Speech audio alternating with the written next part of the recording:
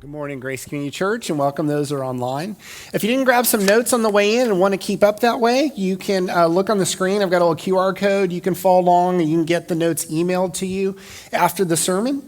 We're continuing our series called God's Grand Story today. And this is where we're going through the Bible book by book and looking how God is working behind the scenes and oftentimes very in front of the scenes to show his love to his people. And there's a lot of parts to this story, but I think it's interesting how God is always working for our good in his glory.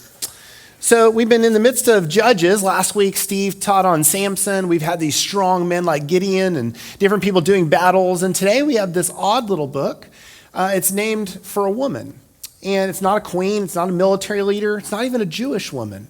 And so the question is, how do we get this book of the Bible, who's not even from a Jew, in the midst of this series of Judges? Well, we're going to explore that today because this book, called the Book of Ruth, is a book about questions that she faced and her responses to those questions. And a lot of those questions that she faced, we face in our lives. So let's bow our heads and pray before we jump in together. Dear God, as we open the book of Ruth that you put in the Bible for us, I do pray you would open up our hearts to hear the part of this story that applies to our story. And I pray as we go through this book together that if there's ways that we have lost hope, we would find hope again because of you. In Jesus' name, amen. With all great stories, we should begin at the beginning, right? So let's go to Ruth chapter 1, verse 1. Now it came about in the days when the judges governed that there was a famine in the land. And a certain man of Bethlehem in Judah went to sojourn in the land of Moab with his wife and his 2 sons. The name of the man was Elimelech, and the name of his wife Naomi. And the names of his 2 sons were Mahlon and Chilion, Ephrathites of Bethlehem and Judah. Now they entered the land of Moab and remained there. There's a lot of names in that first few verses. And so you want to grab your Bible dictionary if you have one. I'm going to help out this morning because I grabbed mine earlier this week. And we start off as when the judges governed. Now the judges was a season of Israel where they did a lot of evil. There's a lot of bad stuff that Israel was doing during the season of the judges. And what God said in Deuteronomy 28:15-19 is he said, when my people do evil, I will allow bad things to happen to them. And so one of the bad things they would allow to happen to them was famines. And so Israel at the time of Ruth is going through a famine. And she is from a town called Bethlehem. Now Bethlehem, if you go to the Bible dictionary, it says it means house of bread. And it's kind of ironic that in Bethlehem there would be no bread. Well, it's because God is allowing this famine to occur. And there's a man who's trying to figure out what he's going to do. And his name is Elimelech, and that man's name means my God is my king. What a cool name. If you're looking for a good name for a family member, man, my God is my king. And he's married to this woman, Naomi, whose name means pleasant. Man, what a great couple of people. This is wonderful. And they decide to go to this land called Moab. And I've got a picture for you of kind of a map of the area. And you'll see these big names like Simeon, Judah, Reuben. And that's because the sons of Jacob all were the inheritors of parts of land in Israel. See, sons would inherit the inheritance. And so we have all these around. But then we've got this Moab on the bottom right, I circled in blue. So Moab is not one of the sons of Jacob. He was actually Father Abraham, had a nephew, his name was Lot. Lot had a couple sons, and one of Lot's sons was Moab, and that's the place where the Moabites lived. It was outside the land of Israel. In fact, it was a different god over. The Moabites served the god Chemosh, not the God of the Jews, not the true God that we worship today. So Elimelech at this time is thinking, okay, well, we don't have food here. I hear there's food over there. Now, the Moabites and the Jews have a rocky history, but at least at this time it was peaceful enough for Elimelech to think, I'm going to go there and see if I can find some food. So he travels with his family over to Moab. Now, his 2 sons, Mahlon and Chilion, did not have quite as cool names as their parents. Their names mean sickly and wasting away. If you're looking for cool names of family, those are not the ones I jumped to. I don't know if they had a rough start to life. I don't know if there's a prophetic insight that the parents had, but for whatever reason, they had some rough names in their family. Verse 3, then Elimelech, Naomi's husband, died, and she was left with her 2 sons. And they took for themselves Moabite women as wives. The name of one was Orpah, the name of the other Ruth. And they lived there about 10 years. Then both Mahlon and Chilion also died, and the woman was bereft of her 2 children and her husband. See, this is a really bad few years for Naomi. It is terrible. I mean, it's one thing to lose your husband and become a widow. Imagine losing both your boys, the hardship that she went through.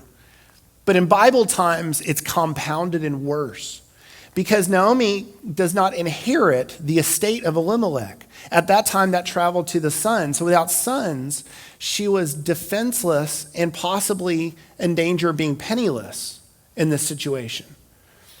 Figuratively speaking, the house of Elimelech is traveling on a boat and they've just hit an iceberg and they're taking on water and there's not a lot of hope of rescue. So she sees these 2 daughter-in-laws who she's grown to love. And the question is, what are they going to do? Because they're in trouble too. In verse 8, it says, and Naomi said to her 2 daughter-in-laws, go return each of you to your mother's house. May the Lord deal kindly with you as you have dealt with the dead and with me. May the Lord grant that you may find rest, each in the house of her husband. Then she kissed them and they lifted up their voices and wept. Notice the affection these women had for each other. They had gone through a lot of history. They'd gone through comforting one another when members in the family died. They had heard, these Moabite women had become believers, I think, or at least had a good reason to believe that during this time. They had prayed together. They had bonded together. And Orpah, one of the sisters, kind of sees how bad things are going and kind of sees the wisdom of Naomi's suggestion. And she takes Naomi up on the offer and says, you know what? I think I'm going to abandon this ship. Bless you. I'm going to hug you. And Orpah goes back to her mom's house, probably finds a good Moabite man that her mom arranges and has Moabite children and continues on with her life. So what will Ruth do? She spent 10 years married into a family that believes in the true God. She has this connection with Naomi. She loves Naomi. But she realizes if I decide to stay with Naomi, this could be really bad. This could cost me something. You imagine, I don't know what Bethlehem was doing at this time. Naomi doesn't have any future in Moab, so she's going to go back to Bethlehem. And as Ruth thinks about what are my prospects there, if you go to Bethlehem's Match.com website, you can imagine what her profile might look like. And not as young as I was a decade ago. Yeah, that's me. Previously married and now a widow. Ruth's like, yeah, previously married, now a widow. Foreigner. Ruth's like, yeah, I got an accent. Everyone's going to know really fast that I am not from Judah. I am from Moab. Absolutely no money. Yeah, Ruth's, I got that one. Mother-in-law goes everywhere I go. That's always a good one for your profile. If you're looking to get a lot of swipes, that's a good one. After many years of marriage, barren. She'd been married for 10 years, no children. She had every reason to believe that she was not going to have children. No people I went to high school with in Bethlehem, no connections, no friends. This was not looking good for Ruth's prospects for the rest of her life. How is she going to respond to Naomi's encouragement that you get off this ship we call the Elimelech Express? You rescue yourself. Ruth chapter 1, verse 16. Ruth said, do not urge me to leave you or turn back from following you. For where you go, I will go. Where you lodge, I will lodge. And your people shall be my people. And your God, my God. And if you didn't get it, I want to make this really clear. Where you die, I will die. And there I will be buried. Thus may the Lord do to me and worse, if anything but death parts you and me. What a demonstration of love and loyalty. What a demonstration of confidence that she would rather be with the people of God than her own people at her own personal cost. I've been touched again and again in this congregation seeing how well so many of the household of faith honor the widow, honor those in need.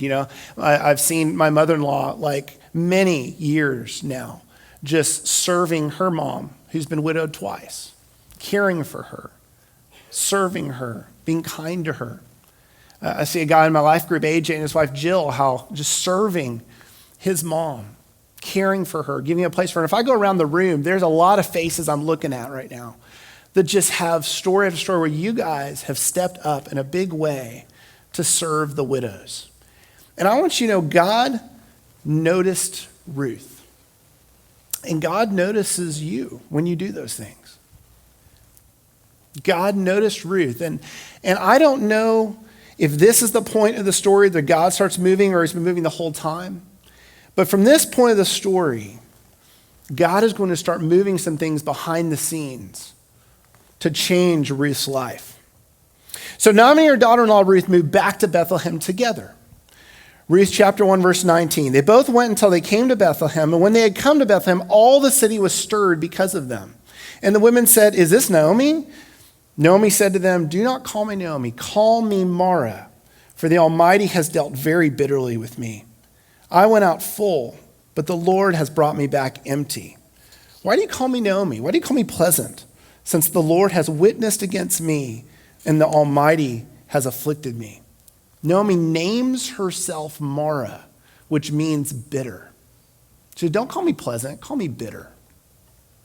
Because I have been afflicted by God. I am empty. I have nothing. I have no reason for hope. Now, we have the benefit of story after story in the Bible where we see God come through when things don't look so good. We have verses where it says God demonstrated his love for us, that while we were yet sinners, Christ died for us. We have all these stories that we have that Ruth and Naomi did not have. But Naomi did have some things. She was not completely empty. She had her God. She knew that God was real. She had God's promises for his people, and she had Ruth. Now, many people, everyone I think, underestimates that third thing. Like, how valuable really could Ruth be? She's not a son. She couldn't inherit the estate. She couldn't rescue her family. How valuable could Ruth be? I think Ruth probably underestimated Ruth at this point of the story. But God sees her, and she has eminent value, and her faith is going to change the story. But for now, they have some priorities, like they're really hungry. So Ruth and Naomi need food. So Ruth chapter 2, verse 2. Ruth the Moabitess said to Naomi, "Please let me go to the field and glean among the ears of grain, following one in whose eyes I may find favor." And she said to her, "Go, my daughter." Now, why would Ruth want to go to the fields? Why would that the place she thinks grain can be found? Well, God gave a certain command in Leviticus to godly farmers. It says this, Leviticus 19:9. "When you reap the harvest of your land, you shall not reap to the very edges of your field, nor shall you gather the gleanings of your harvest." God's telling the farmers in Israel, trust me, I want you to be slightly inefficient on the corners of your fields. I want you to leave that corners alone. Don't cut it all down. We're not trying to maximize every ounce we can get from these acres. Leave a bit there. And as you gather the wheat or the barley into sheaves, into groups, I want to show you a picture of that. You can imagine if I sent you guys out to do this, you would drop some along the way. As you're gathering, there'd be some on the ground. And he says, when you drop some on the ground gathering it, don't try and pick it all up. Leave it there. The reason is that there are poor among you. There's widows. There's people like Naomi and Ruth who need to eat. And if you're a godly farmer, you'll leave that behind. It belongs to the foreigner and the widow among you. I love the wisdom of God providing in this way, that he provides for the poor without them losing their dignity. He says, go work in the fields. There's a pathway for you. You have to go work. You have to pick it up yourself. You have to do the things. But there's a pathway for you to eat. So Ruth and Naomi have an opportunity to eat here. Paul affirms the same idea of work as a blessing and a gift in 2 Thessalonians 3:10. So Ruth goes. Verse 3, she goes. So she left and went and gleaned in the field after the reapers. And she just happened to come to the portion of the field belonging to Boaz, who was of the family of Elimelech. She just happened to come. You know, from Ruth's perspective, she did. She just kind of went out, left or right. I don't know, I'll go right. I'm not really from Bethlehem. I don't know how to go around. I'm just going to go somewhere. And she just happens to come to this place. But we know that God is moving behind the scenes and he directs her to a certain field. And this field is operated by a godly farmer named Boaz. And Boaz notices her and asks around about her. And he finds out this is the woman who came back with Naomi. And she has shown loyalty to Naomi, and she cares about Naomi. And she is helping to feed Naomi. And Boaz says, man, I just love that story. So he tells his harvesters, all that time I've been training you to really be real efficient and gathering loose, I want you to be really inefficient today. I want you to drop some extra on the ground, wherever Ruth is. And if she needs some water, let her have some water. If she wants to go, wherever she wants to go, you guys be kind to this woman. So at the end of the day, Ruth has way more than she thought she was going to have. She brings home mega food to Naomi. And Naomi's like, where did you get all this food from? It's amazing. And Ruth said, well, I went to this guy's field named Boaz. And Naomi, for the first time in quite a while, has a glimmer of hope in her eye. We read about it in Ruth 2, verse 20. The Lord bless him, Naomi said to her daughter-in-law. He, the Lord, has not stopped showing his kindness to the living and the dead, she added. That man, Boaz, is our close relative. He is one of our guardian redeemers. Now, what in the world is a guardian redeemer? Ruth's like, if I knew there was guardian redeemers around, I would have loved someone to tell me. Well, in those days, there was this custom, and it comes from Deuteronomy 25, 5-6, and it involves a situation like Ruth finds herself in. See, Ruth had a husband, but no children, and the husband died. Well, what Deuteronomy says, if that happens, then the brother of the one who died is called the levirate, and he's supposed to marry his childless sister-in-law, the widow. And the reason he does this is to raise up sons and children to keep the family going, so the family's name is not blotted out from the history of Israel. Kind of an interesting custom. We don't do this today, but this is what was supposed to happen. This is the way that God set it up for someone who, like Ruth to be cared for in this situation. Well, it just so happens that Boaz is one of the relatives. He's not a close relative. He's not the closest maybe, but he is a relative. So Naomi's like, oh, this could work. This could be the answer for our family.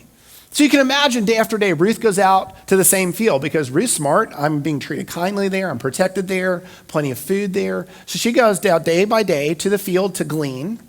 She comes home to Naomi, and Naomi's like, so how did it go today? And Ruth's like, it went good. Naomi's like, did you happen to see Boaz? And Ruth's like, sure. And Naomi's like, well, did you talk? And Ruth's like, he said hi, and that's all that happened that day. So then she goes up the next day. Same thing with mom. How did it go today? Well, it was the same. And this goes day after day, where it just seeming like he's being kind, but seeming like there's not a lot of action going on. And you're like, okay, well, we'll just see. But at some point here, the harvest ends. See, at some point you run out of barley and wheat to cut down, and there's no reason for Ruth to go to that field anymore. There's no reason for Boaz to go to the field anymore, and the two are not in the same place at the same time. So what are we going to do? Well, Naomi hatches a plan. And I do think this is a divinely inspired plan. And she says, okay, Ruth, here's what I want you to do. Take a bath. You stink. Like all that field, I love all that work you've been doing. Man, take a bath and put on your best clothes. And do this. Wait till Boaz has a huge meal. Just a pro tip for all the women out there, if you have a serious conversation you want to have with a guy, wait till after they have a great meal. They're in a much better mood. And Queen Esther does this a little bit later in the book, King Ahasuerus. She feeds him multiple times before she pops a really difficult question for him. So Naomi sends Ruth out in her best clothes, bathed, timing it just right. And here's what we read that she does in verse 7 of chapter 3. When Boaz had eaten and drunk, and his heart was merry, he went to lie down at the end of the heap of grain. And she, Ruth, came secretly and uncovered his feet and lay down. It happened in the middle of the night that the man was startled and bent forward, and behold, a woman was lying at his feet. He said, who are you? And she answered, I am Ruth, your maid. So spread your covering over your maid, for you are a close relative. Then he said, may you be blessed of the Lord, my daughter. You have shown your last kindness to be better than the first by not going after young men, whether poor or rich. Now, my daughter, do not fear. I will do for you whatever you ask. For all my people in the city know that you are a woman of excellence. Now, I do just want to point out, I missed the marriage proposal too, my first time. Like, you're like, where is the getting on a knee? Where's the ring? Where's the will you marry me? I missed it all. So it's in there. It's just a little different. See, in Ezekiel 16:8, God uses the same phraseology with covering to talk about having a covenant relationship with Israel. And Ruth is using the same phraseology with Boaz, and he immediately understands what she's asking. She's asking him to do what it said in Deuteronomy, to marry her, and for them to redeem Elimelech's land, Elimelech's inheritance, and to rescue her and Naomi.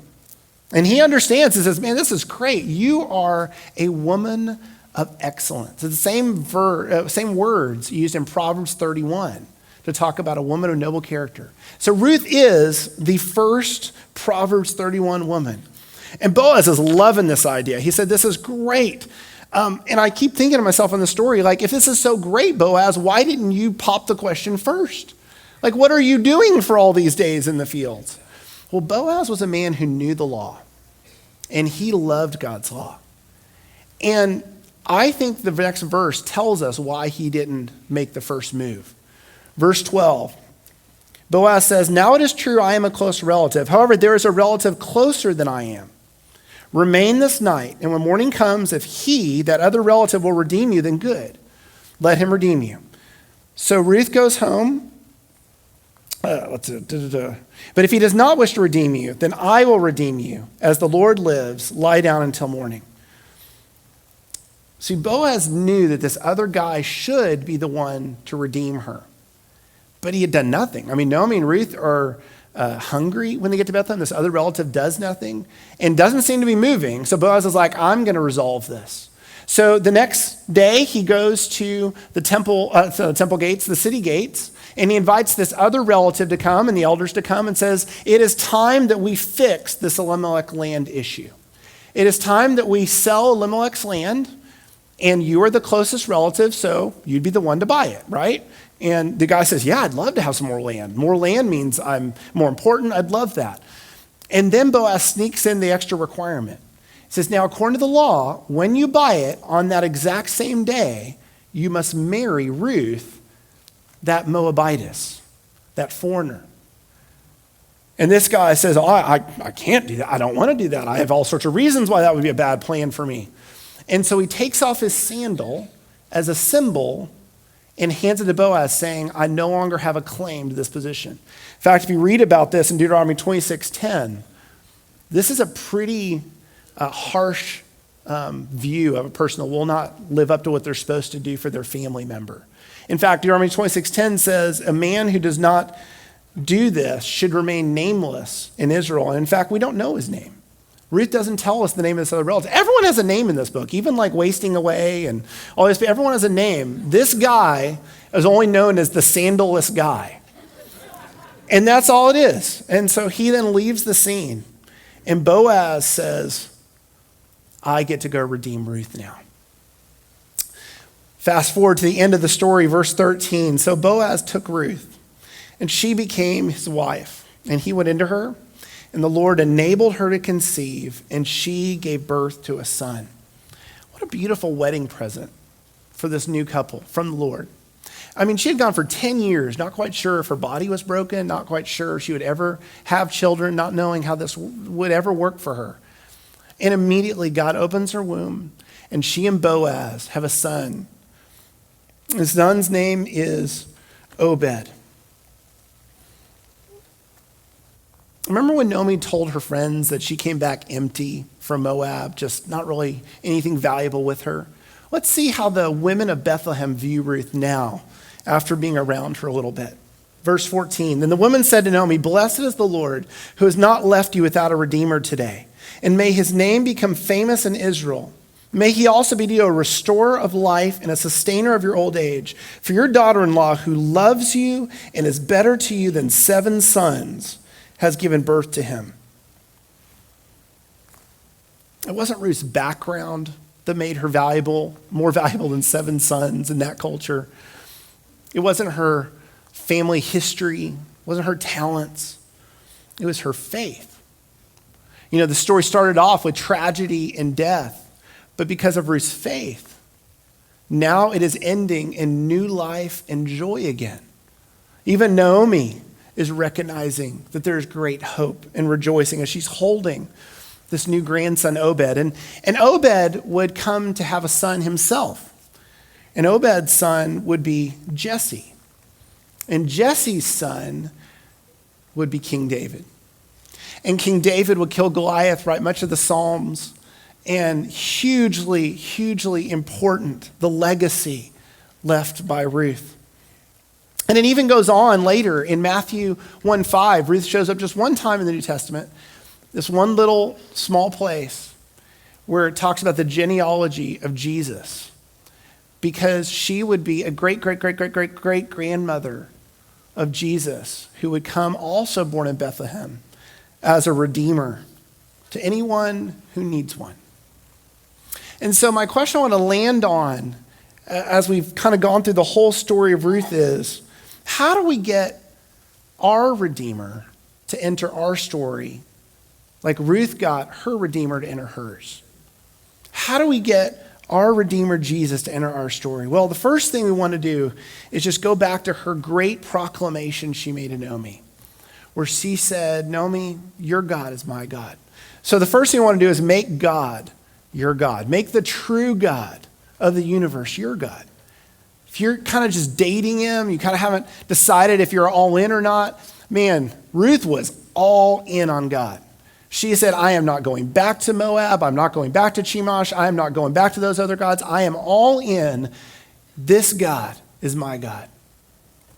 Jesus said in Matthew 16:24-25, if anyone wants to come after me, he must deny himself, take up his cross, and follow me. For whoever wants to save his life will lose it. But whoever loses his life for my sake will find it. See, when we go all in on God and he redeems us, he owns us. He owns our heart. He owns our body. He owns us. He has redeemed us. So if you're holding back any area of your life from God, I encourage you to surrender it to him. He can be trusted. So the first thing is make God your God. The second way to get the Redeemer to enter our story is make the people of God your people. Identify as one of the household of faith. Paul says in Galatians 6:10, so then while we have opportunity, let's do good to all people, and especially those who are of the household of faith. So if you are a follower of God, that means, according to Paul and according to the Bible, that you are a brother or a sister of mine. We are literally family. When you walk into church on a Sunday morning and you are among the people of God, you are family here. You should feel like I'm with family this morning. I am part of here. I'm not on the outside. I'm not still carrying that Moabite thing going on. I am part of the family of God, and these are my people. And we should care about one another. We should serve one another. We should be devoted to one another, especially those in the household of faith. My encouragement is if you're all in on God but have not really received that label of I am now part of the family of God, I encourage you to do that today. It's a great thing to walk into a life group and say, these are my people. It's a great thing to walk into worship and say, these are my people. At the end of the book of Ruth, they all saw her identification with the household of faith.